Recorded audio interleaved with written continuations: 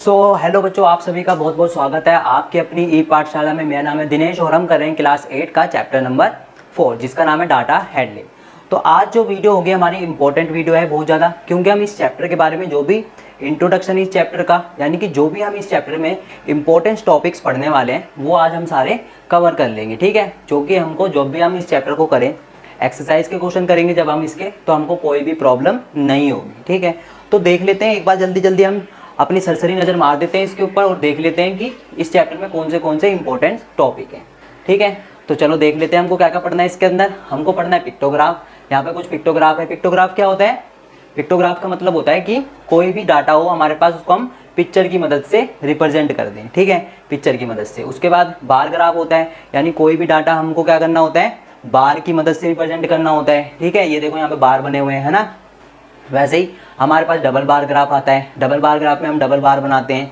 ठीक है, उसके बाद हमारा अगला टॉपिक आता है पाई चार्ट, जिसमें हम किसी भी डाटा को सर्कल के द्वारा रिप्रेजेंट करते हैं, है ना, सर्कल से रिप्रेजेंट कर देते हैं। ठीक है, उसके बाद हमारा अगला टॉपिक आता है पाई चार्ट कैसे बनता है वो देखना है। ठीक है, उसके बाद हमारा अगला टॉपिक है, फिर उसके बाद हमारा आता है प्रोबेबिलिटी। ठीक है, यानी किसी भी चीज़ के होने की संभावना कितनी है। जैसे मैं बोलूँ कि भाई आज बारिश के होने की संभावना कितनी है। ठीक है, यानी अगर मैंने कोई कॉइन उछाल दिया तो मैंने पूछा कि हेड के आने की कितनी प्रोबेबिलिटी है, तो आप उससे बता सकते हो। ठीक है, तो प्रोबेबिलिटी देखेंगे। इसके बाद हम लास्ट टॉपिक हमारा, ठीक है, उसके बाद हमारा प्रोबेबिलिटी देखेंगे कि लाइफ में कैसे यूज़ होती है।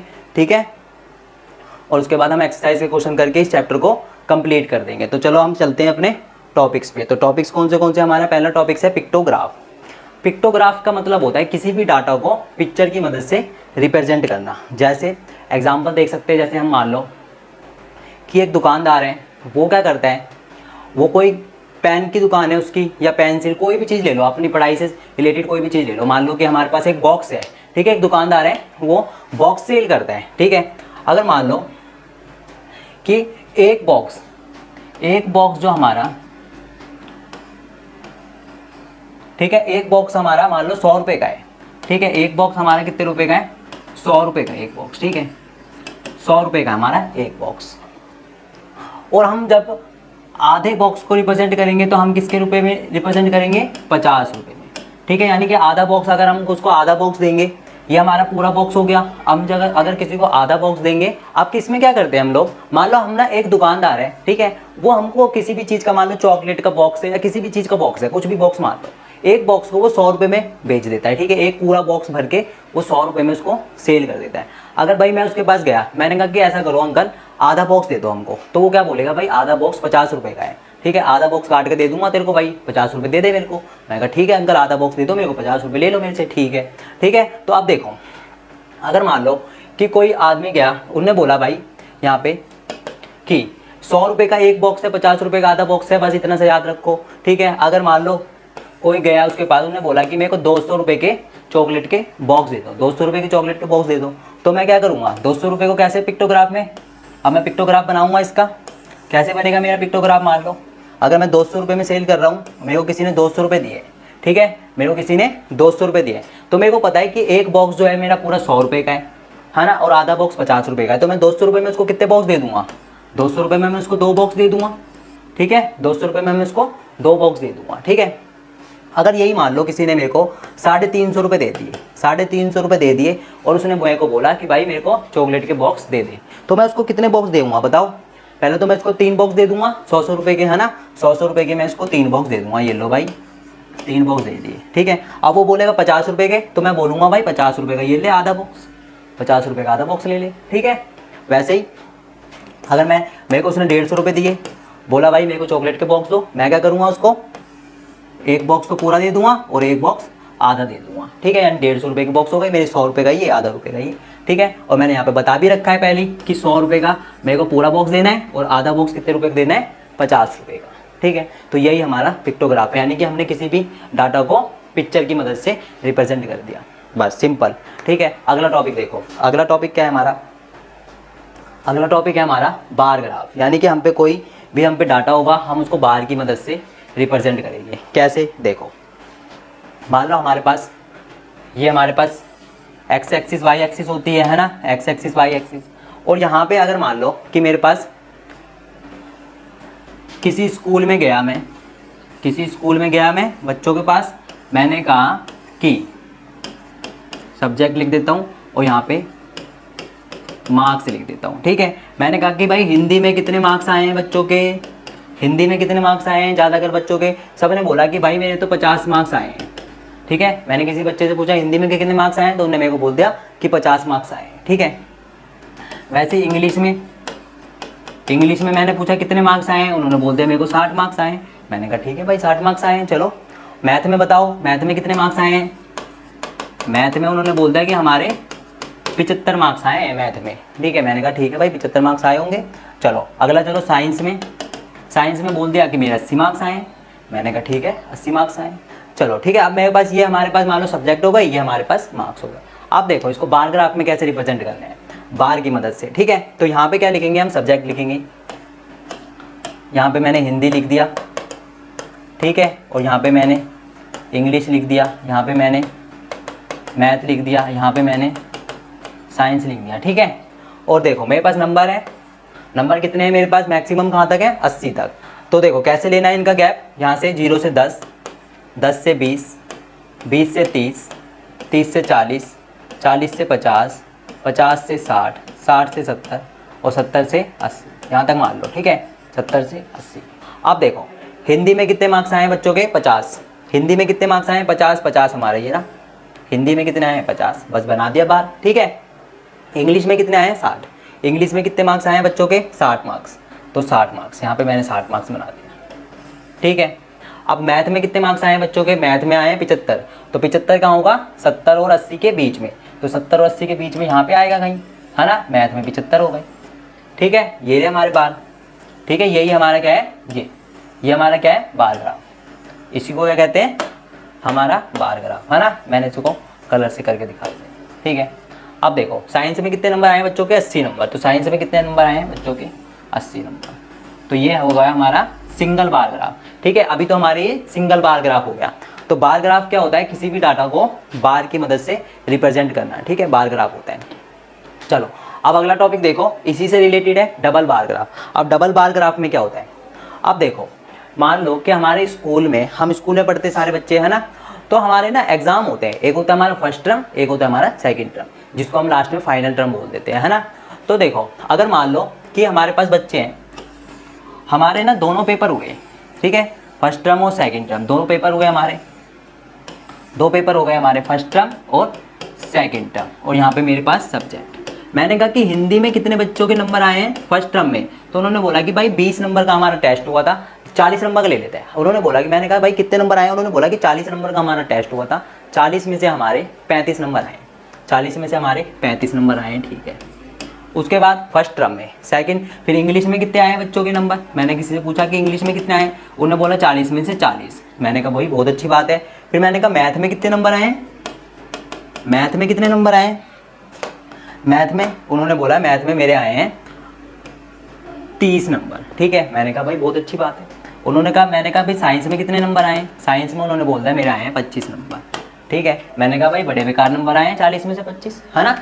उसके बाद ठीक है भाई फर्स्ट टर्म की बात हो गई, अब सेकंड टर्म पे आ जाओ।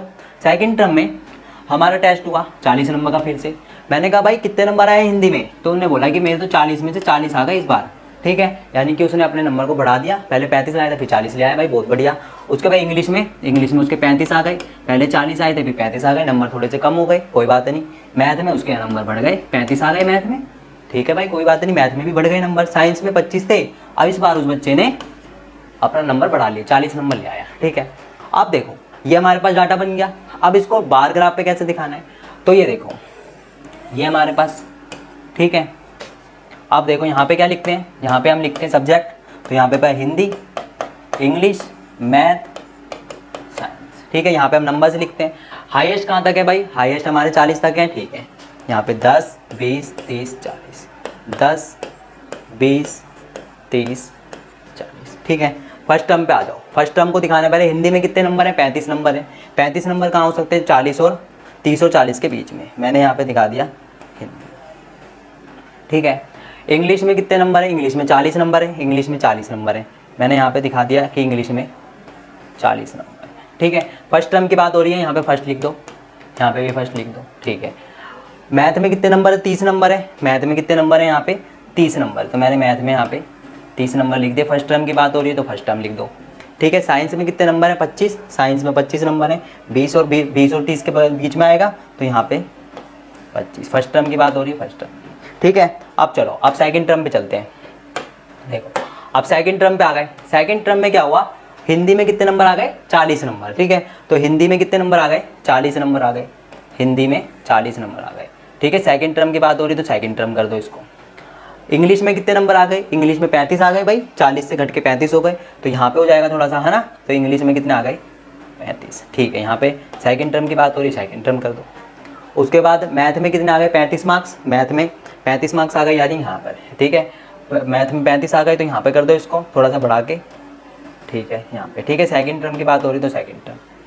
साइंस में कितने हैं, 40 नंबर है सेकंड टर्म में। साइंस में 40 है तो इसको बढ़ा के यहाँ से, सेकंड टर्म की बात हो रही है, सेकंड टर्म, ठीक है। अब देखो यहाँ पे हमारा फर्स्ट टर्म का बार ग्राफ बन गया येलो से, सेकंड टर्म का बार ग्राफ भी बन गया हमारा वायलेट कलर से, ठीक है। तो यहाँ पे लिख दो हमारा, मान लो हमने क्या करा कि ना, जो फर्स्ट टर्म वाले को हमको अलग दिखाना है तो उस पर ना इस तरह कलर कर दो, ठीक है। फर्स्ट टर्म वाले पे इस तरह कलर कर दो, ठीक है। फर्स्ट टर्म वाला है हमारा तो ये हमको कलर कर दो यहाँ पर, ठीक है।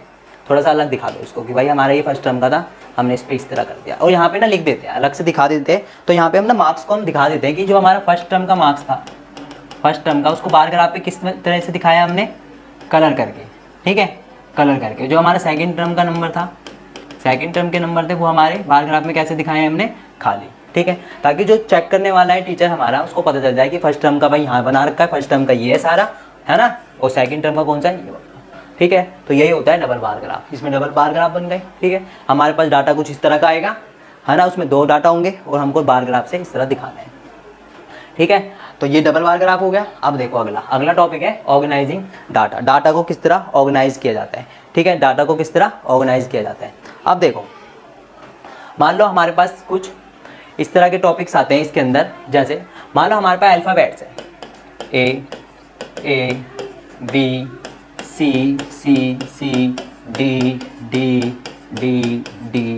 ई, ठीक है, ए ऐसे हम पे डाटा दे दिया कुछ, ठीक है, अल्फ़ाबेट का डाटा दे दिया। अब मेरे को इसको ऑर्गेनाइज करना है। ऑर्गेनाइज कैसे कर सकता हूँ मैं इसको, टैली मार्क्स करते हैं, टैली मार्क्स वैकेंसी, है ना। यानी कि टैली मार्क्स वाला हमने 7th क्लास में ही पढ़ा था, टैली मार्क्स क्या होता है। अब देखो कैसे करते हैं। मान लो यहाँ पे मैंने बनाया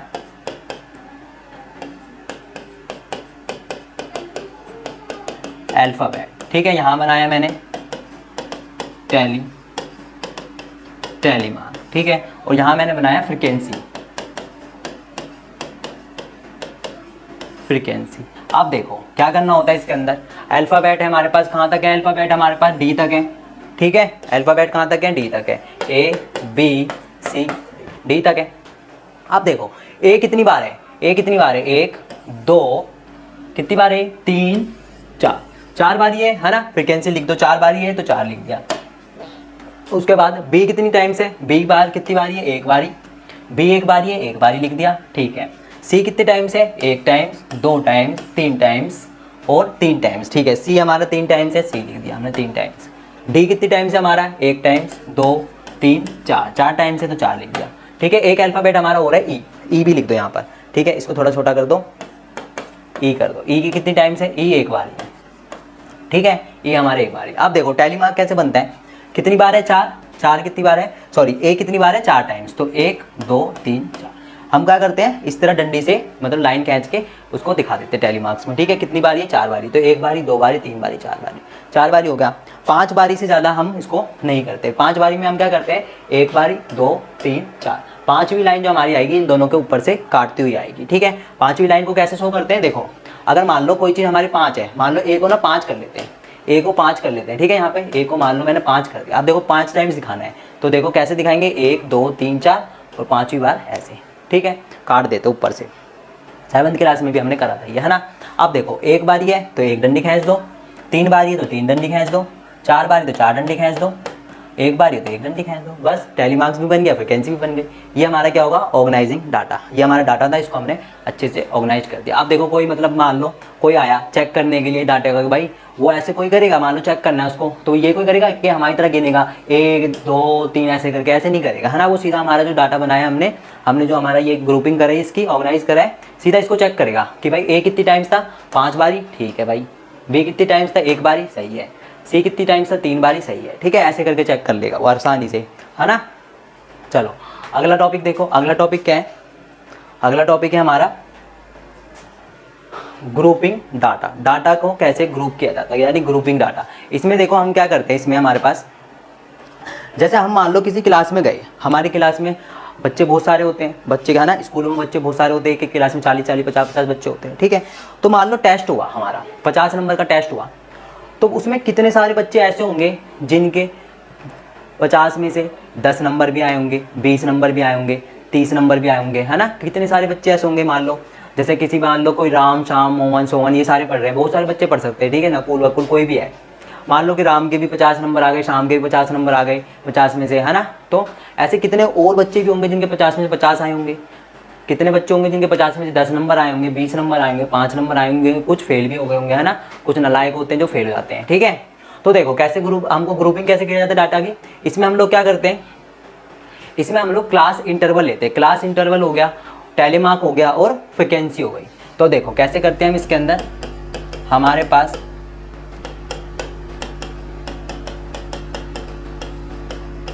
क्लास इंटरवल हो गया, ठीक है, और यहाँ पे क्या हो गया हमारे पास टैली मार्क्स, टैली मार्क, और हमारे यहाँ पे क्या हो गया फ्रिक्वेंसी। ठीक है, अब देखो मान लो कि हमारे पास नंबर्स हैं जो 1 से लेके 10 तक नंबर।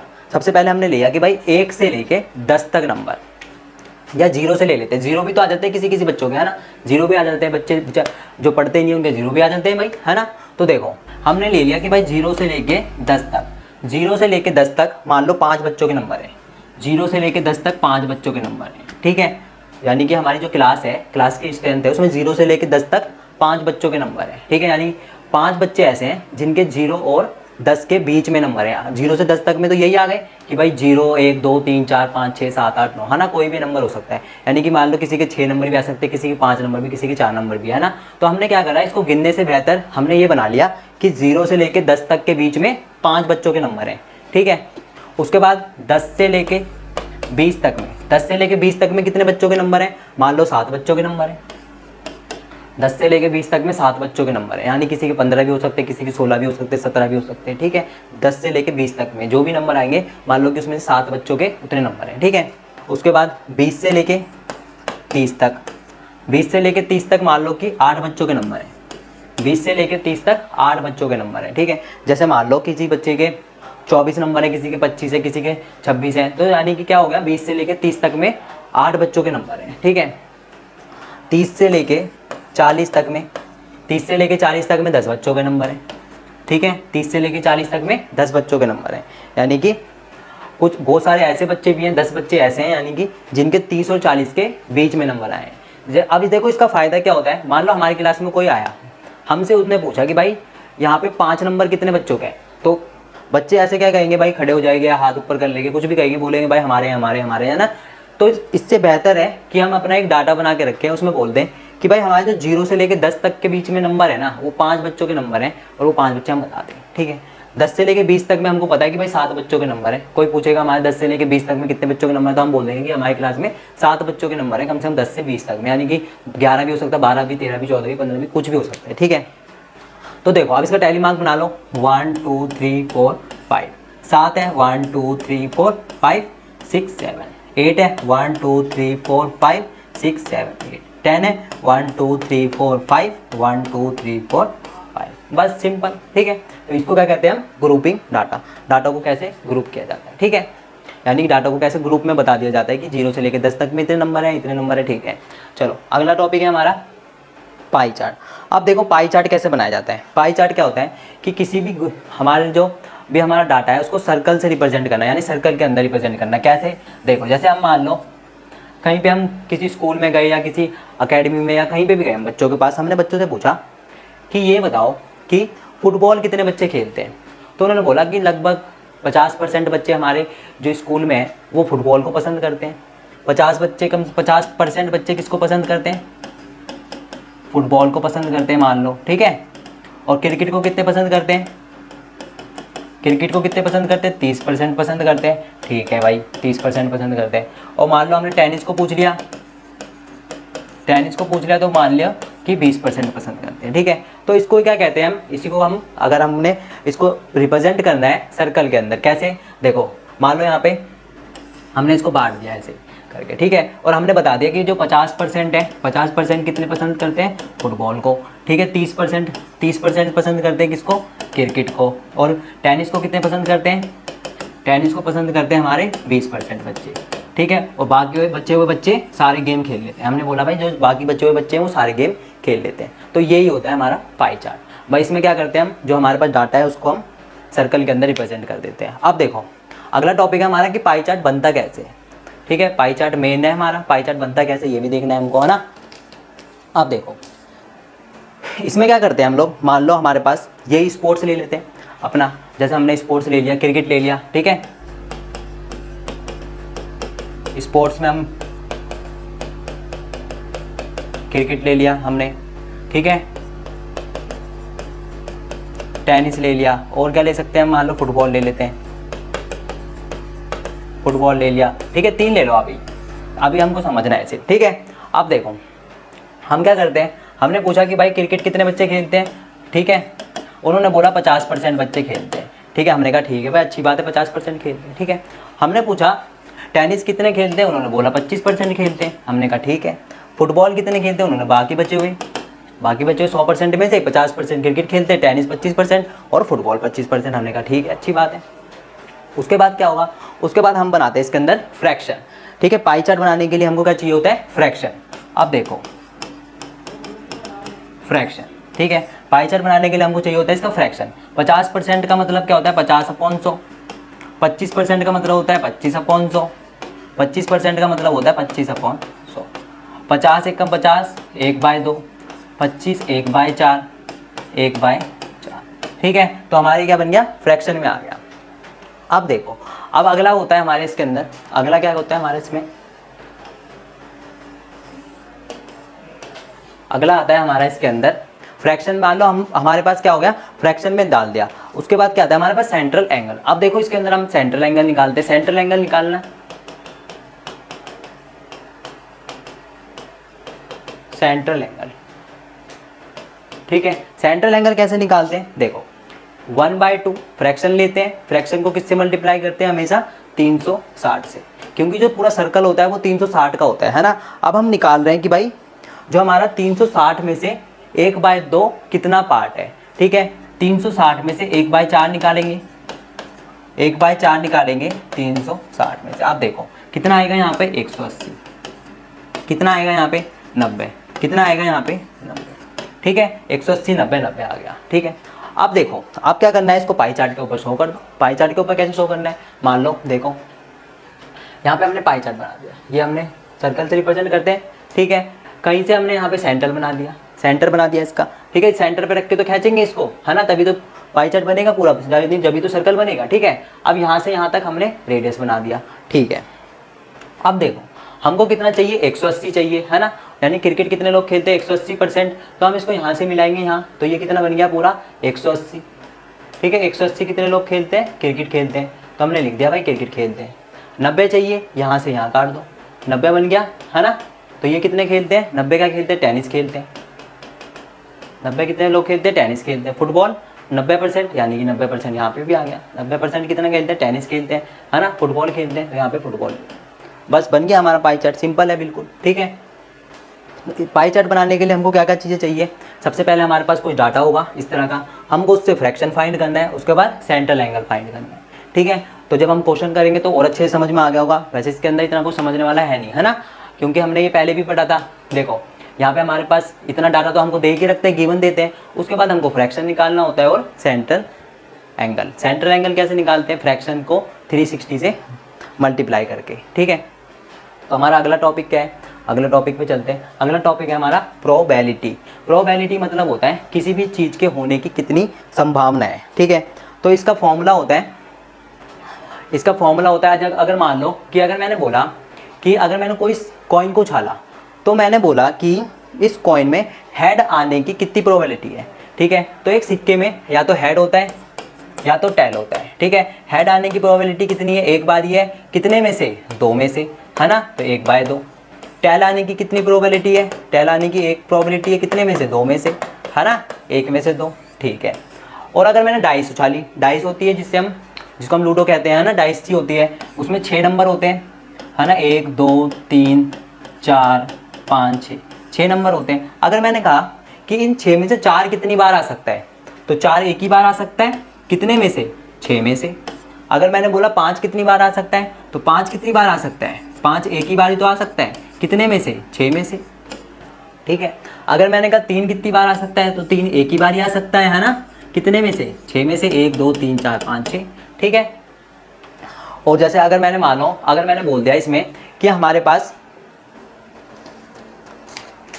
अगर मैंने इसमें बोला कि हमारे पास 5 से कम नंबर आने की कितनी प्रोबेबिलिटी है, 5 से कम नंबर आने की कितनी प्रोबेबिलिटी, तो 5 से कम नंबर कितनी बार आ सकते हैं, 1 2 3 4, 4 बार ही आ सकते हैं, कितने में से, 6 में से, है ना। 5 से कम कितनी बार नंबर आ सकते हैं, या तो 4 आ जाए, या 3 आ जाए, या 2 आ जाए, या 1 आ जाए, यानी 4 बार आ सकते हैं, कितने में से, 6 में से। तो इसका फॉर्मूला लिख लो। फॉर्मूला क्या होता है, देखो इसका फॉर्मूला होता है हमारे पास, टोटल नंबर ऑफ आउटकम्स, यानी कि नंबर ऑफ फेवरेबल आउटकम्स कहते हैं हम उसको, यहाँ पे नंबर ऑफ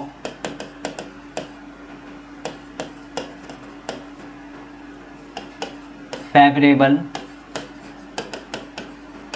आउटकम्स अपॉन में total number of favourable outcome upon में total number of outcome. Total number of outcomes का होता है, जैसे मान लो हमारे पास हेड टेल है, एक सिक्का उछाला हेड टेल का, ठीक है। मैंने बोला कि हेड कितनी टाइम्स आ सकता है, तो हेड एक बार ही आ सकता है, यानी उसकी प्रोबेबिलिटी 1 है ना, कितने में से, टोटल आउटकम्स कितने हैं, 2 है, तो 2 में से, ठीक है। डाइस है, अगर डाइस में कितने आउटकम्स होते हैं, टोटल 6 हो सकते हैं, तो 6 में से अगर मैंने बोला कि 4 कितनी बार आ सकता है, तो एक ही बार तो आ सकता है 4, ठीक है, तो 1/6 उसकी प्रोबेबिलिटी हो जाएगी। अगर मैंने कहा कि 6 में से 5 से कम नंबर कितनी बार आ सकते हैं, तो या तो 4 आएगा, या तो 3 आएगा, या 2 आएगा, या 1 आएगा, तो 1 2 3 4, यानी 4/6, ठीक है, 4/6 हो जाएगी इसकी प्रोबेबिलिटी हो जाएगी, ठीक है। तो अगला टॉपिक देखते हैं हमारा क्या है। तो हमारा ये जो भी इसके अंदर इंपॉर्टेंट टॉपिक्स थे इस चैप्टर के अंदर, वो सारे हमने कवर कर लिए हैं। आई होप आपको अच्छे से समझ में आ गया होगा। अब हम मिलेंगे अपने नेक्स्ट पार्ट में इस चैप्टर के एक्सरसाइज के साथ, और जो भी हमने आज इंपॉर्टेंट कॉन्सेप्ट करें, टॉपिक करें, यही सारे टॉपिक हमको चैप्टर के अंदर मिलने वाले हैं, ठीक है। तो अब हमने जो इंट्रोडक्शन वीडियो कर ली है, तो हमको जो एक्सरसाइज के क्वेश्चन होंगे वो करने में बिल्कुल भी दिक्कत नहीं होगी, ठीक है। अब हम मिलेंगे अपने नेक्स्ट पार्ट में, जब तक के लिए जय हिंद, जय भारत।